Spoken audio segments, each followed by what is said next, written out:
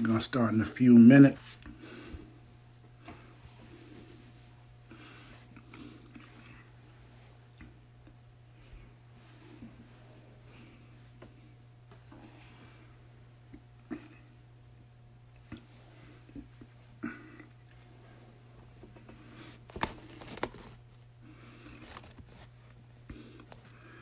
Get comfortable, girl. We got a lot to talk about today. Got a lot to talk about. Got to catch up.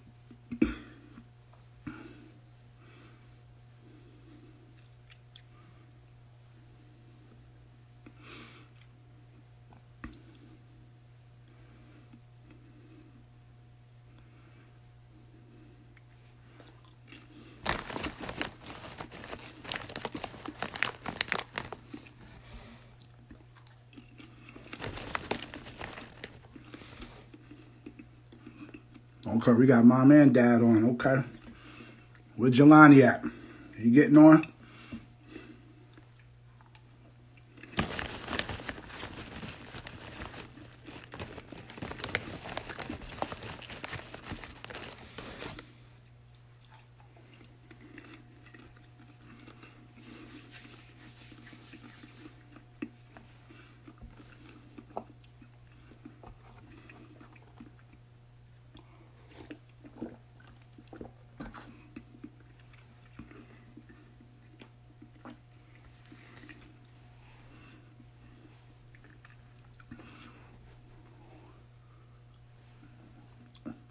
Christina, how you doing?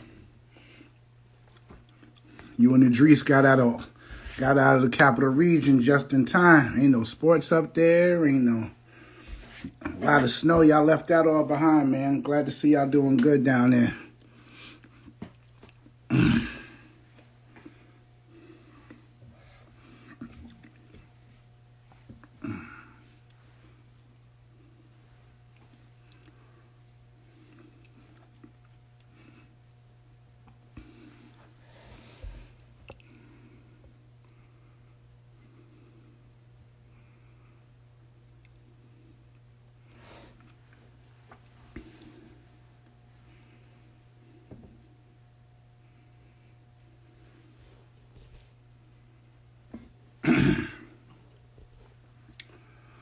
Welcome to episode 79 of the Positive Impact Podcast, where we talk about all topics relevant to the game I love.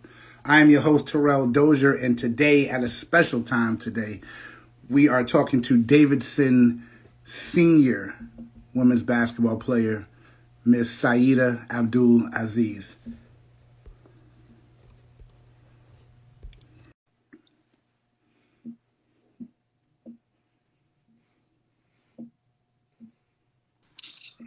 Sai, Hey, what's happening? I'm chilling. How are you? I'm good. Can you hear me loud and clear? Yes, sir. Good. So first things first, man, how was practice today? It was good. You know, we got ready for our game tomorrow. We play Fordham at noon tomorrow, so it should be a good game. Fordham's coming to you, or you guys coming to New York? No, they're coming to us. Okay. We played them in late December. I believe it was right before we got sent home for Christmas. Okay, got you. So, talk about getting sent home for Christmas. Let's talk about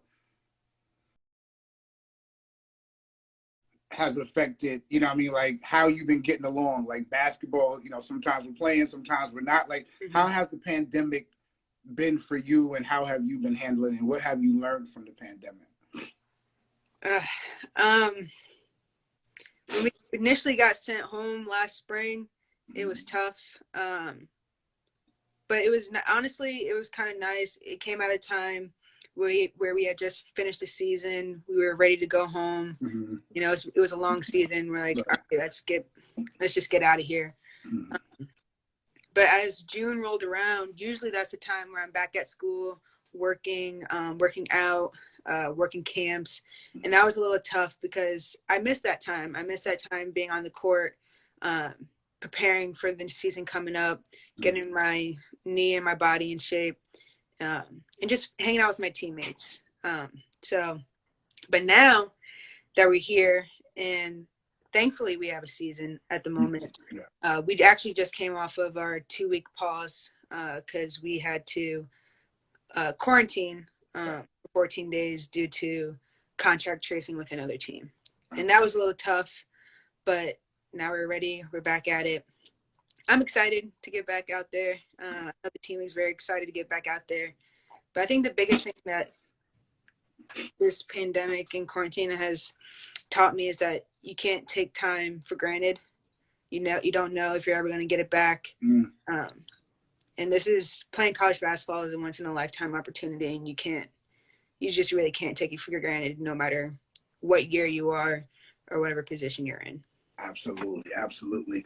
Look at you giving me these mature and grown up answers and everything, and got perspective in your life now, man. Listen to this. Listen to this.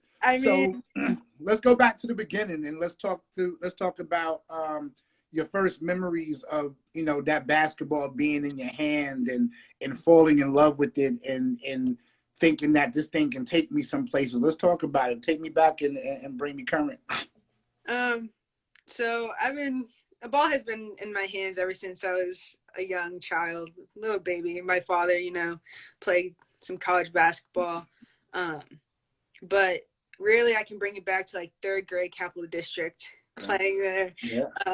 I loved it then, but I was also big into soccer. And for a while I was like, I couldn't choose between soccer or basketball. I loved both a lot, but getting older, as playing AU basketball and playing in the summer for basketball, I really started to fall in love with the game. And I'm pretty sure it was like 6th or 7th grade year, middle school. I sat my father down and we had a conversation. I was like, I want to play basketball when I get older, like go to the WNBA. I want to pursue this. I want to pursue it hard. And that's when we cut his dreads off. And he was like, all right, we're going to be in the gym every single day, running, lifting a little bit of weights, get a lot of shots up, just working on the game. And that's the point where I like really fell in love with the process. And I'm forever eternally grateful for him for getting me to this position where I am right now. Without him, without my mother either, like everything that they've done for me is you can't explain it. It's unmatchable. I'm just thankful for it. Nah, they definitely put a lot into you, and they definitely deserve their flowers, and as well as you did too, right? Because they only did what you allowed them to do, right? So if you didn't want it, if you didn't want it, then they wouldn't have put into it. You know, they wanted what was best for you, and once you made that decision, they said, all right, this is what we're gonna do when your parents ain't the type to sugarcoat nothing for you. You understand what I'm saying? So if we're gonna do this, we're gonna do this, right? So do it right. So, you know, 8th grade, you step up to the varsity level. Right. Youngster, you know what I'm saying? And, you know, and there was some expectations there. I think you had some high expectations for yourself, but there were some high expectations for you. Talk about your growth from 8th grade to your senior year in your high school situation, right? So we had some highs, and we definitely had some lows there. You know what I'm saying? So talk about your experience at Mahonison. All right. Well, starting with 8th grade, I was happy to be on the team. I was ecstatic. But once I knew I was on that team, I knew I had to prove myself every single day in practice. Being an 8th grader, starting with all the seniors, and a lot of the seniors who like just felt like I was trying to take their spot or something. So I really had to prove myself every single day. Getting knocked on the ground every day in practice, just picking myself back up. But I think the one thing, my 8th grade year, I was very up and down emotionally. I felt like some things wouldn't go my way, and I would just take myself out of the game, and that wasn't very good for me or for the team as a whole. I realized at that point as well in my 8th grade year that I could be really like I could lead this team. Like I could do some big things here. And so come back 9th grade year, I just wanted to be better in all facets of the game. I just was like, that summer, me and my father got in the gym. We just kept working, kept shooting. I realized I was a really good shooter too. I was like, oh, okay, I can shoot this thing. Okay. And so we got in the gym with you, got in the gym with JJ.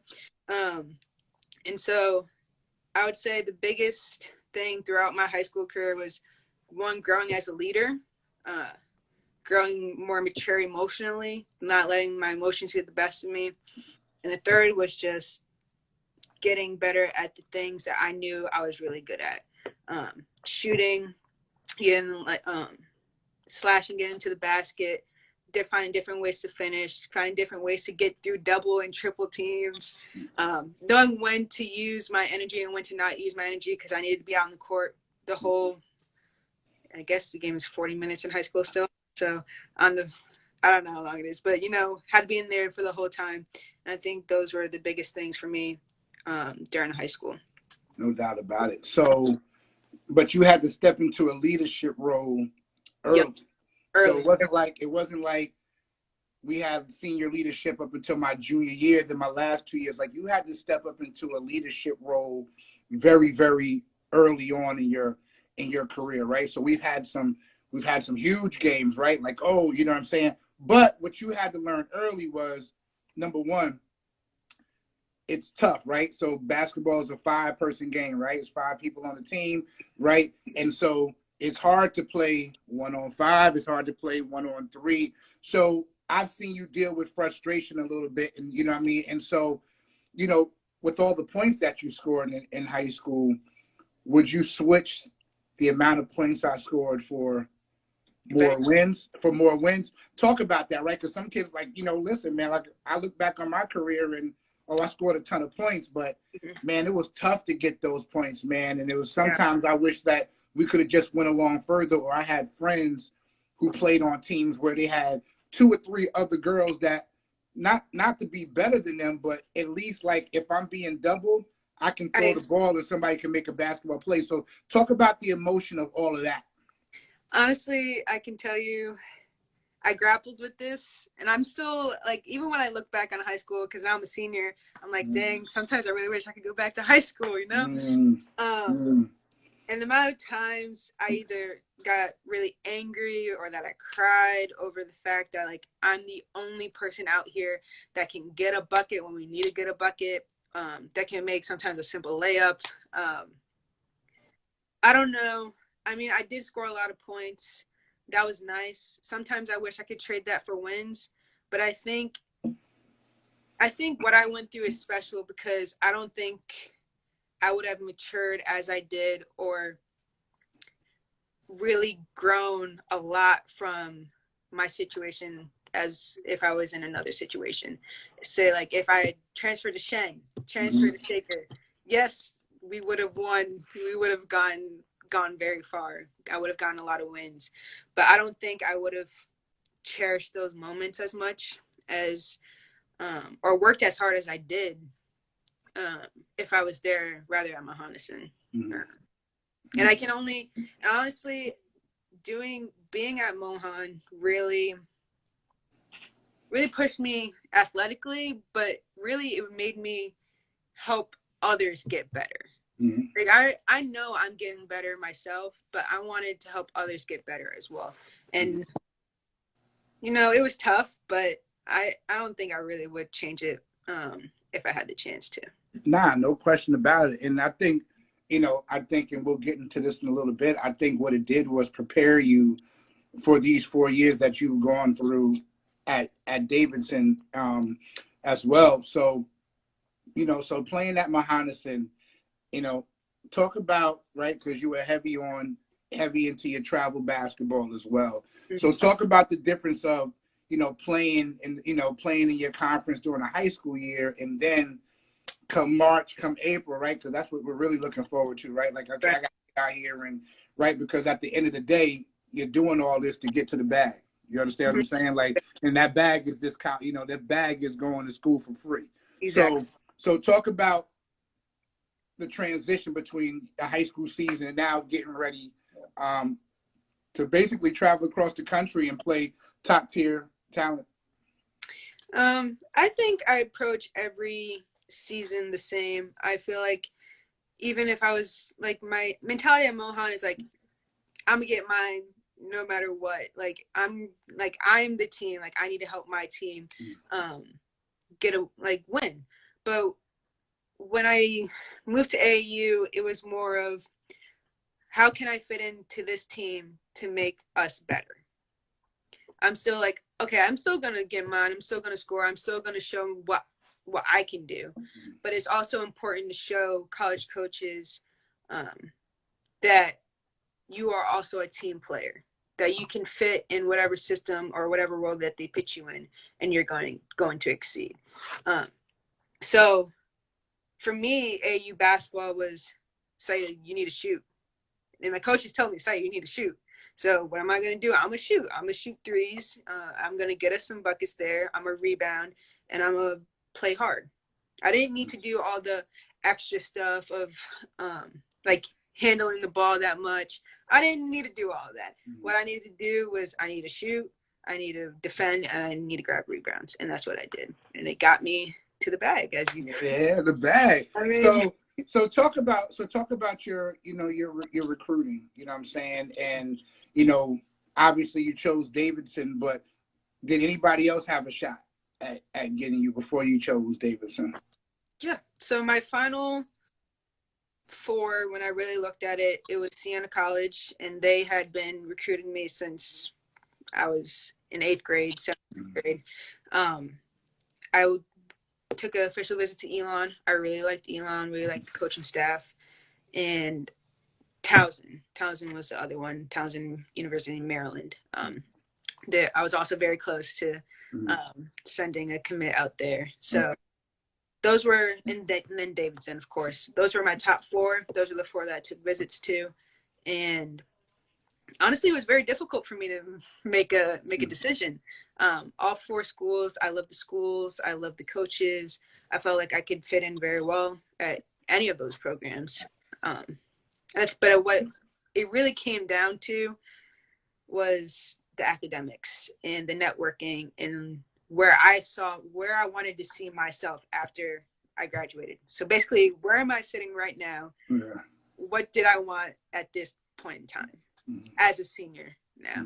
So, and I felt Davidson was the best place where I would grow athletically, academically, socially. It was kind of like I needed to get out of New York, you know? Yeah. And I think this was the best place for me to grow overall as a person. Yes. And I know I was happy because I was heavy in the Under Armour at the time. So I was hyped on that alone. So I was hyped on the decision. So, so you leave Mahonison all-time leading scorer over 1,600 points, which is a ton of points. I don't care how long you play the game. Did you get 1,000 rebounds too? Yes, sir. You did? Okay. So over 1,000 points, over 1,000 rebounds. So to show like I did a lot, right? You know what I'm saying? Like I did all assets of the game, right? I wasn't just scoring, but I did everything that I had to do. And I felt like when I left there, you know, you did everything you had to do. Had a great career, you know, tons of accolades there, and you chose to go to Davidson. So, right now we're making that transition into, right, the next step of our life, and you know what I mean, the next step of this basketball journey. And this is where I kind of go with how playing at Mahonison for 5 years through your ups and downs, right, and how you had to deal with it mentally has now prepared you for this, right? Because it really hasn't gone the way that you wanted to, right? So injuries, right? And I know all about it because I was hurt the first 2 years that I went to college, and it's frustrating, right? Because you just want to play and you can't be there. But what I know about you is you never stop being a teammate.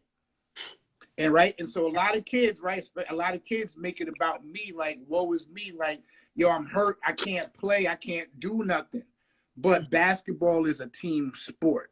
Exactly. And this is your upbringing, and this is your character, and you never stop being a team player. But talk about how hard it's been not to be able to get out there and perform like you envision yourself performing, and what makes you be that team player and continue to be that team player. Yeah.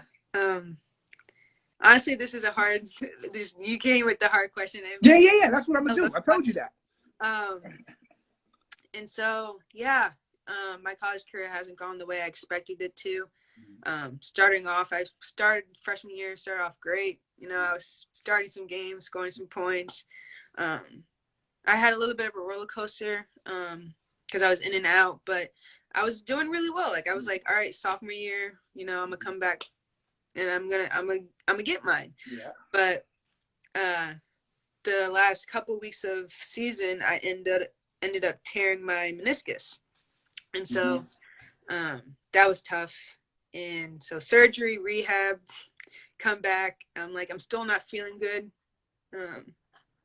And so another surgery, tore it again. Yeah. Surgery, whatever. Yeah. Cycle keeps going. Right. But I realized my sophomore year after the second surgery, I'm like, I'm a person that like, if something's not going my way, I want to feed into other people. I want to feed into them. I want to make them better.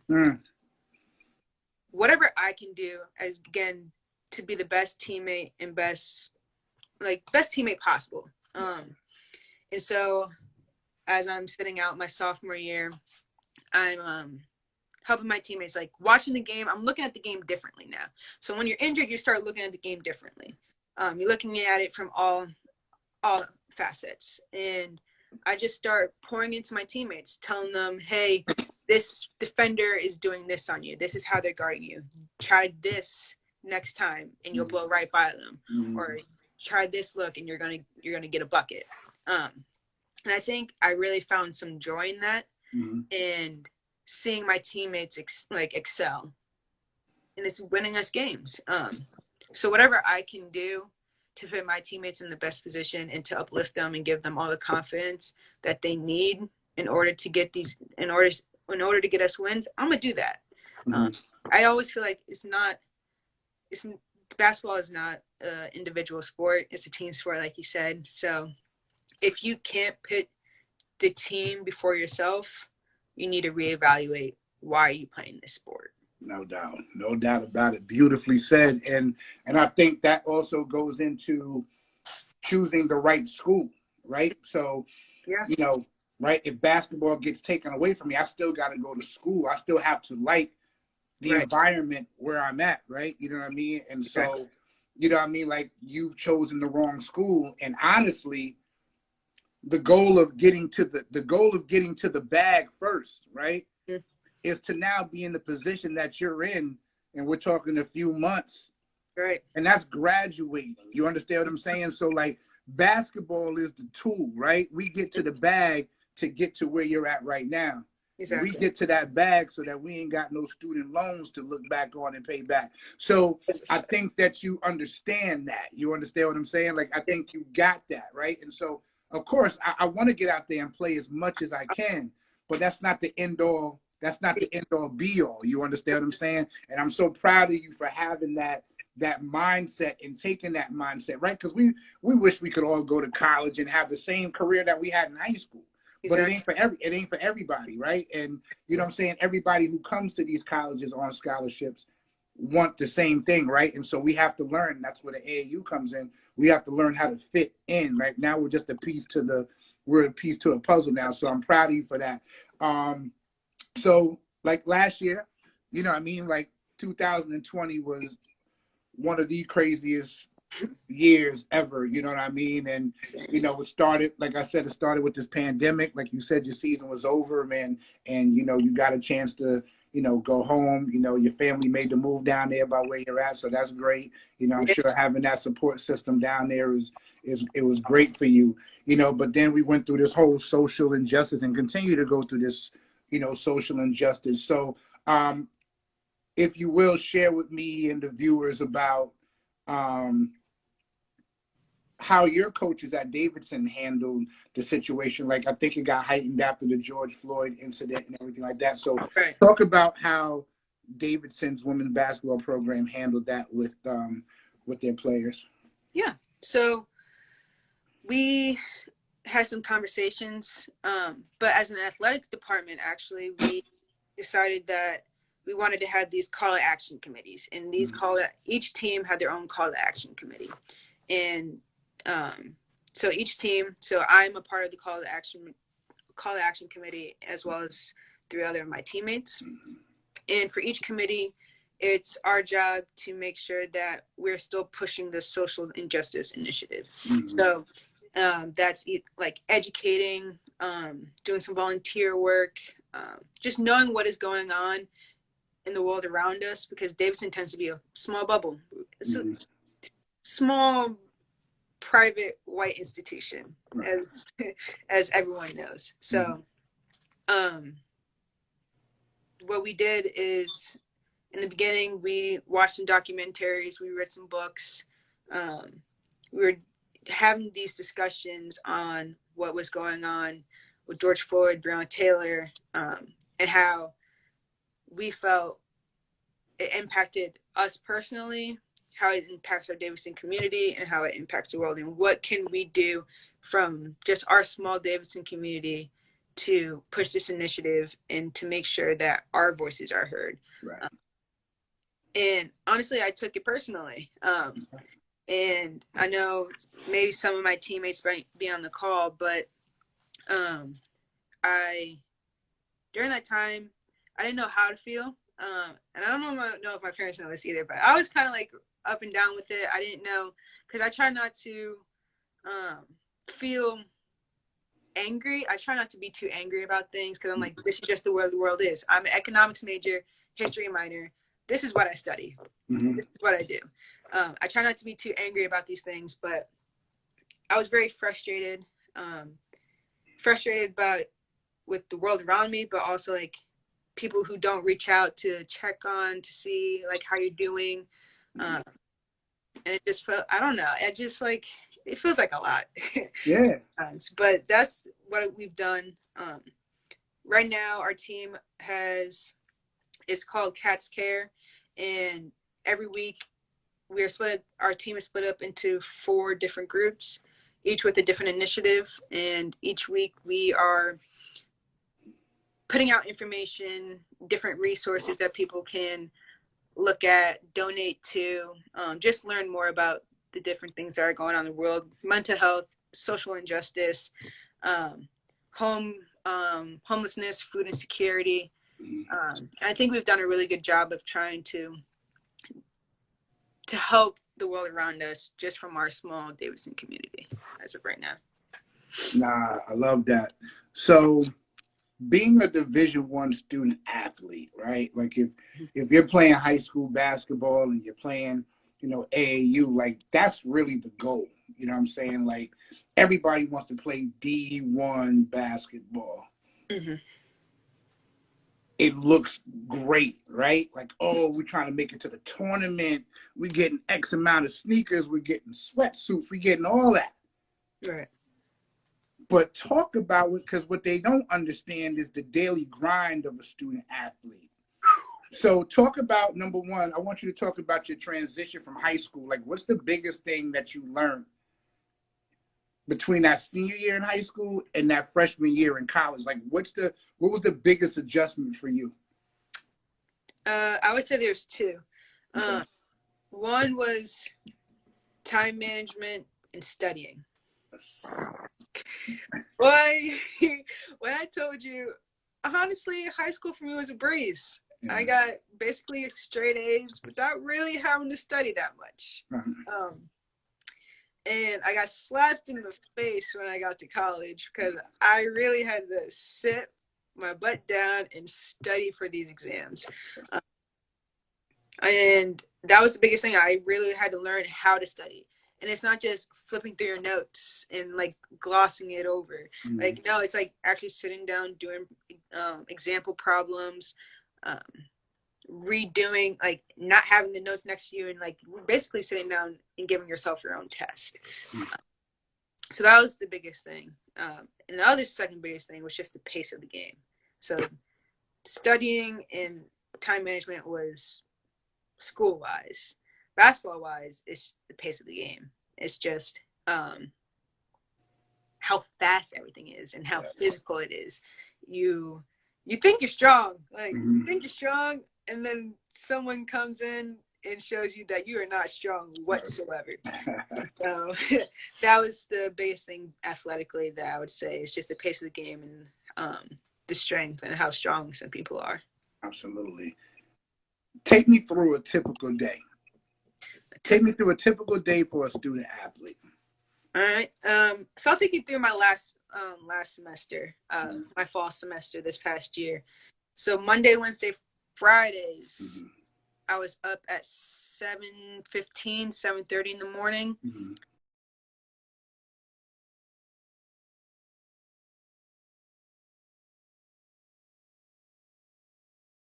Okay, I'm bored and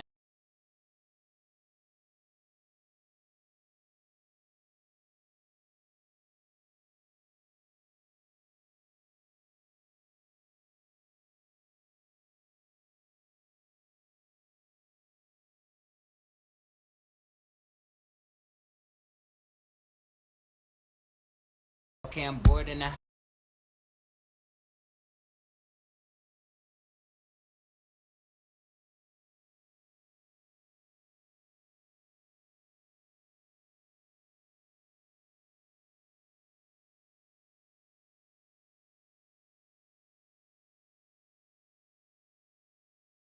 okay, I'm bored in the house and I'm in the house bored. Bored in the house and I'm in the house bored. Bored in the motherfucker in the house bored and I'm bored in the motherfucker in the house bored. Bored in the house, bored in the house, bored. Bored in the house.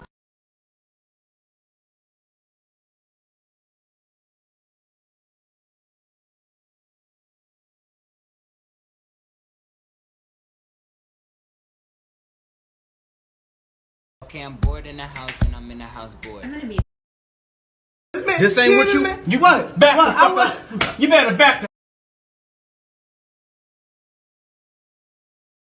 This ain't what you what? Back the fuck up. You better back the fuck up out my face, goddammit. I'm from Detroit, Michigan. Don't play with me. You better find you a goddamn toy. Find you a fucking. I'm not the. Okay, I'm bored in the house and I'm in the house bored. Oh, you might get a snack. You're doing homework. You go to bed at like 11. You wake up at 8, 8:30. Breakfast, homework at 10. Then you're going to shoot around at noon till 1 o'clock. You get some smoothies, get back, homework until about 4 p.m. And then you go to pregame meal, get on the bus, head out to the game. You win your game, you get on the flight back home, and on that flight back home, homework, and then when you get back to Davidson, you're either going straight to bed or you're going back to do homework again. So, honestly, you have to get in homework anytime you can get homework in. Time is, especially when you're on the road, it's hard. It's tiring. It's exhausting. But you really have to try to get homework in at any point you can when you're on away trips. No question about it. So you're 4 years in now. You know what I'm saying? Like, and it's crazy to think about it. Do you feel like your time has gone by like so fast now? Like now that you're here, like you're in your last semester of college, do you really think like it's gone by just so fast? Like, is there some time you wish you can get back in college, or are you like it went by so fast, but I think I'm ready to get up out of here? It's a mixture of both. Okay. It depends on how I'm feeling that day, honestly. Okay. But I say the majority of the time I look back and I think it's, honestly, I was telling my father yesterday, I believe, we had this conversation. I was like, I am graduating in 3 months. And it's actually insane to me that I'm graduating in 3 months because I still feel like I'm at least a sophomore. Yeah. I don't think I'm still a freshman. I'm a little mature than that, but at least I feel like I'm still a sophomore. Like I just got here. But other days I'm like, yeah, this is a lot. Please get me up out of here. But I'm not ready to start adulting. I told my parents this. I told them, I was like, I spent $100 on groceries the other week. That's not what I'm about. I don't do that. I do not do that. Nah, no question. But, yeah, I would say it's a mixture of both, but I really feel like it went by way too quickly. There's some things I wish I could go back and change, but I know that this is the path that I'm set on right now. Nah, no doubt about it. And I think you kind of hit on it, right? You're talking about an adulting now, right? So think of, and this will never change, by the way, but think of everything that you heard from your parents, grandparents, aunts and uncles, right? When you get older, right? You know what I'm saying? And now you're older, right? You're on the cusp, right? You're on the cusp of it now. Now you have to really think, like, in high school, it's like, where am I going to go to college, right? Now is the biggest decision. Like, where am I going to go to college, right? Then we got to figure out what we're going to major in, right? And now you got to think about, like, how am I going to make money for the rest of my life now? Like, that's a big deal. Like, where am I going to end up? Like, these are all questions. Not that you have to figure them out right now, but now these are the questions that have to kind of be answered. So let's talk about it. You said you're an economics and history major. Yep. What's the plan with that? Like, why'd you choose economics and history? And is there a plan for economics and history? Talk to me about what your plans are for after college. So initially when I came to college, I was like, I'm gonna be a history major. I'm gonna go to law school. I'm about to be a lawyer. That swiftly changed going into my second semester, my spring semester. I took an economics class. I always felt like I would minor in economics. I wanted to have that underneath my belt. But I changed it to the major because I was really interested in accounting. And I took all the accounting classes here that I could because we don't have an accounting major. But I also did pretty well in my economics classes. Like, I did really pretty well. I won't say I did amazing, but I did pretty well. Okay. And then history, I moved to a minor. I really liked history. For a while, I was like, oh, I'm just going to double major because why not? I mean, I'm not paying for it. So, like, why not? And then it came around to the idea of my professors really wanted me to do a thesis. And I said no, because I just do not have that time to, like, between economics is a very labor intensive class. Like, those are very labor intensive classes. And just basketball, traveling. I'm in AKA, so I'm sure, like, I have a lot of work there. So I was like, let me just drop it down to a minor and I can just take my capstone, write a paper for that semester and not for a year. Right. But what was I saying? Okay, so I want to eventually be an accountant. So after I graduate here from Davidson, I would like to go to grad school, get my master's in accounting, preferably on the tax track, do taxes, and see where that takes me. I would love to be a tax accountant one day. I had an internship this past semester with BDO, and doing people's taxes, individual taxes, corporate taxes, oil and gas taxes. Like, these are some, like, very big, large corporations I'm doing taxes for. And I honestly really fell in love with it. I'm like, I can really see myself doing this. Nah, no question about it. So so talk about the experience that you got, from that, you know what I mean? Because, like I said, you're talking about all this time management that you're doing, right? Now we're going to do the internship. Was the internship a paid internship, or? Yes, it was paid. Yes. It was definitely paid. It was definitely okay. I can say, my sophomore summer, I went abroad. I went to Tokyo for 6 weeks, and I did an internship over there, but that wasn't a paid internship. I had gotten a grant from school that paid for my housing, that was able to pay for my housing. I was able to have extra leftover money to pay for my food, like what I wanted to do out there. But I was like, next summer, junior summer, I need a paid internship. I need to get paid for this time that I'm spending. And I was fortunate enough to get an internship with BDO. And Davidson is really special. I should point that out, that they want their students to get jobs during the summer, internships over the summer, travel during the summer. So that's why we don't have summer classes here. Davidson is very much one of the top schools, I think, in the country. But they really want their students to get that that job experience, so that when we do move on to grad school and other jobs down the line, we have this experience underneath our belts that will put us above other candidates. Okay. So there's a lot of student athletes right now taking advantage of this NCAA waiver. You know what I'm saying? Mm-hmm. So are you considering, you said you want to do grad school.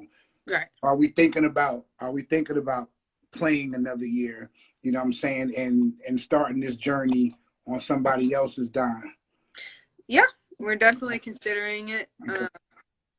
I think every day it's a struggle for me to figure out if that is going to happen. Or I feel like I do have other opportunities where I can go and get my master's and I don't have to pay for it. Okay. But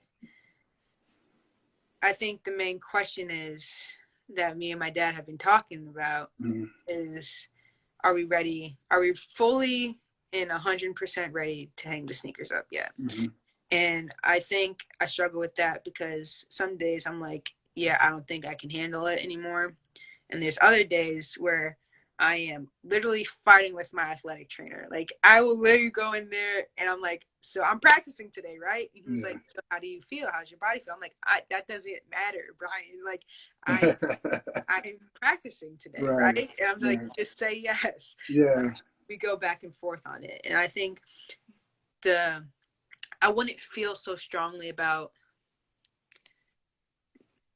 how should I frame this? I feel if I was fully ready to hang the sneakers up, then I wouldn't, like, it wouldn't bring me to tears as much. Like, if I was really, truly ready to, like, give it up, then I wouldn't be fighting so hard to get back out on the court, as much as I am, or feel like I still have a lot I can give to a program. Nice. So this question, you're the first person that I've had to ask this question to, that I've had the opportunity to ask this question to. So there's a couple of things in your lifetime, as a child, that you've gotten a chance to experience that I didn't get a chance to experience as a child. So one was the first African-American president in Barack Obama, right? Like, we never thought that there could be, a Black president, you know what I'm saying, when I was coming up. And now I'm sitting here for the first time, right? Because it's still January and it's still fresh, that I'm talking to a young African-American woman. And we now have an African-American vice president, female African-American. How does that make you feel? Oh, I am elated. I am so happy. And honestly, shout out to my sorority, because she's the sort of Alpha Kappa sorority incorporated, the first and finest sorority, if I have to say. I just feel like she's opening and breaking down so many barriers for younger African-American girls. Just having, like, that role model to see that that's the way, like, they could be vice president. They could eventually be president too, if they really worked and put the time and effort in. I don't know. I just feel like she's done so much for young girls like me that you can't really put into words sometimes. Like, it's like, wow, like, she was able to do that. Anybody else can do the same if they put their mind, not even if they say that, like, if that's what they want to do, but they can do anything that they want to do at this point. Nah, no doubt about it.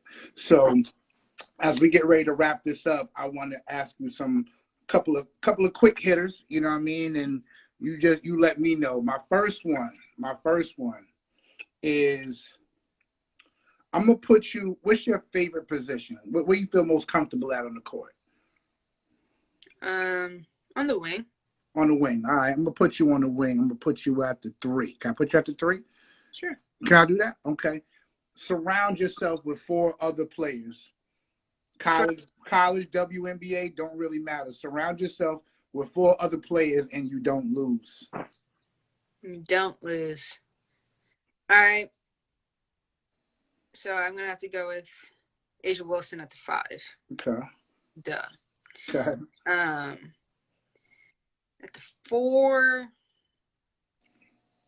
let's go. Bring us back to like Capital District at 5 when they basketball players. Okay. Don't put CC in the 4. You Okay. know, I gotta bring my girl back. Hybrid 4. Exactly. I gotta bring my girl back. Okay. If we're also gonna bring back Selena. Okay. We're gonna bring back Sel.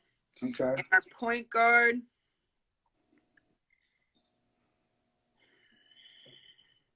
I want to surround myself with one last 518 player. We're gonna go with Grace.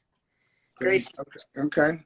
That high IQ. Yeah, IQ. I need a point guard that can shoot the ball, who has a high IQ, can pass. Yes. I need my point. I love Grace. I think she'll do great in that position for me. Absolutely. So you're hosting a dinner. Mm-hmm. Give me 3 dinner guests, dead or alive, at this dinner. 3 dinner guests.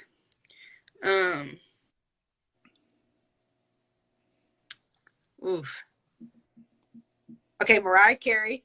Okay.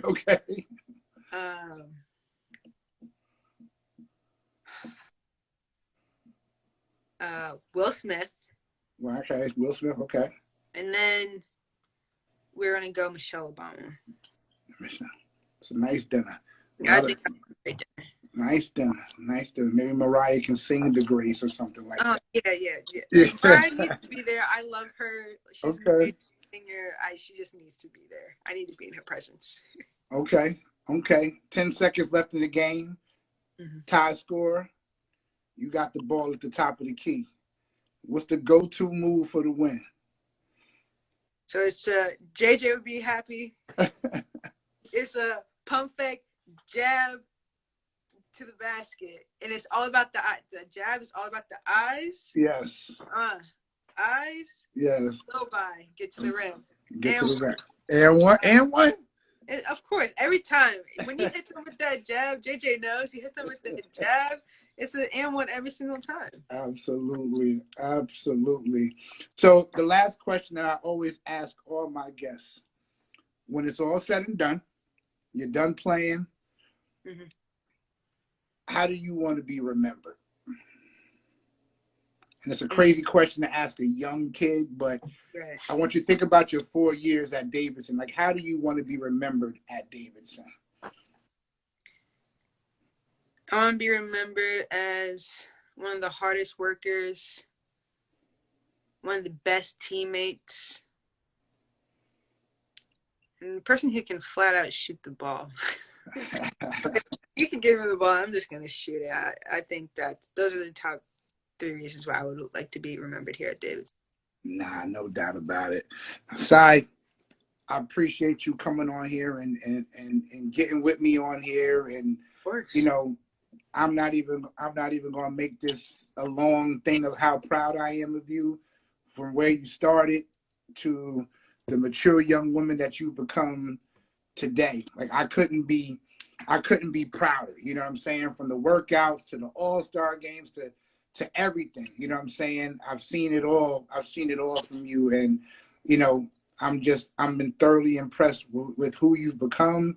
And I'm excited to see that post when you walk across that stage, and, you know what I mean? And you did it. Keep being who you are. Don't change. Keep doing your thing. Thank you so much. And we will definitely be in touch. Thank you, Dozier. It was a pleasure being here with you. All right. I'll talk to you soon.